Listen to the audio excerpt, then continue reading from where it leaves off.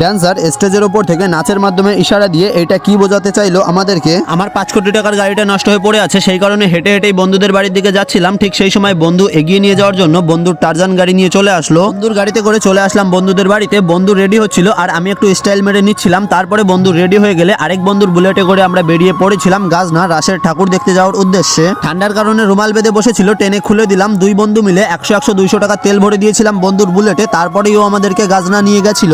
রাসের লাইটিং খুব সুন্দর করেছিল, রাস্তার সাইড দিয়ে ঠাকুর ছিল, দেখে নিয়েছি। এইদিকে বন্ধুকে বললাম তুই আগে চল, আমি পেছন পেছনে আসছি। বন্ধুর সাথে মেলার মাঠে পৌঁছে গেলাম। খুব সুন্দর দেখার মতো রাধাকৃষ্ণ মিডিলে দাঁড়িয়ে আছে আর তার চারিদিক থেকে সখীরা ঘিরে আছে। দেখার জন্য দাঁড়িয়ে পড়েছিলাম, কিন্তু ভিড়ের মধ্যে বন্ধু কোথায় যেন হারিয়ে গেছে। ফোন করে খুঁজে নিলাম, ওই তো সামনে হেঁটে যাচ্ছে। পাশেই প্রভু শ্রীকৃষ্ণ ননি চুরি করছে আর পেছনে মা যশোদা দাঁড়িয়ে আছে, দেখে নিয়েছি। আর তার পাশেই খিচুড়ি প্রসাদ দিচ্ছিল হরে কৃষ্ণ বলে, 2 প্লেট খিচুড়ি প্রসাদ নিয়ে নিলাম। সেই লেভেলের খিদে লেগেছিল, সেই কারণে রাস্তায় হাঁটতে হাঁটতেই গরম খিচুড়ি সাটিয়ে দিলাম। ঠান্ডায় বেশ ভালোই লেগেছিল। তারপরে আরেকটা মাঠে চলে আসলাম, মায়ের দর্শন করে নিলাম। পাশেই দেখলাম রাধাকৃষ্ণ দোলনায় ঝুলছে, অনেকে গিয়ে দোল দিচ্ছে। আমারও একটু ইচ্ছা হলো, তাই আমিও দোল দেওয়ার জন্য চলে গেলাম। ও কাকু কাকিমা, আমি একটু ভিডিও করছি, তোমরা একটু সরে যাও। এই তো বলার সাথে সাথে সরে গিয়েছে। অনেকটা সময় ঘোরা হয়ে গেছে, এইবার বাড়ির দিকে বেরোতে হবে। তাই আর দেরি না করে বন্ধুকে বললাম গাড়ি স্টার্ট কর, আর 3 বন্ধু মিলে বেরিয়ে পড়লাম। গাড়ি চালানোর সময় ঠান্ডা হাওয়া লাগছিল, সেই কারণে শীত করছিল। এইদিকে চোখ মুখে ঢেকে নিয়েছিল, কিন্তু আমিও নাচর বান্দা, টেনে টুনে খুলে দিলাম ঠান্ডা লাগার জন্য। রাস্তায় একটা ফাস্ট ফুডের দোকানে দাঁড়িয়ে পড়েছিলাম খাবার খাওয়ার জন্য, কিন্তু আমাদের কপাল খারাপ, এগরোল আর বিরিয়ানি ছাড়া কিছুই ছিল না। তাই একটা এগরোল নিয়ে নিয়েছিলাম, প্রায় 1 হাত সাইজের বাম্বু রোল। আমি আর বন্ধু হাফ করে কেটে নিলাম। তারপরে এগরোলটা সাটিয়ে দিয়ে বাড়ি যাওয়ার উদ্দেশ্যে বেরিয়ে পড়লাম। রাস্তা দিয়ে যাওয়ার সময় এক জায়গায় প্রচন্ড ভিড় দেখলাম এবং উকি মেরে দেখতে পারলাম ডান্স হচ্ছে।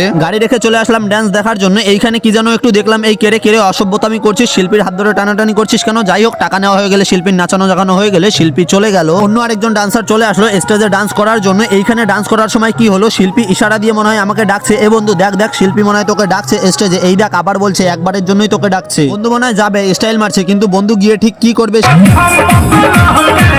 বন্ধু এইসবের জন্য তোকে ডাকছে। বন্ধু তো মজা পেয়ে গিয়েছে, উড়াধুরা নাচ শুরু করে দিয়েছে। এই দেখো, পরবর্তী ডান্সার স্টেজে আসছে। ঠান্ডায় একদম জমে গিয়েছে। এই তো ধীরে ধীরে স্টেজে উঠে পড়েছে। আস্তে আস্তে ইঞ্জিনটা গরম হচ্ছে। দাঁড়াও দাঁড়াও, ইঞ্জিনটা গরম হোক। এই তো ইঞ্জিন ভালোই গরম হয়ে গিয়েছে।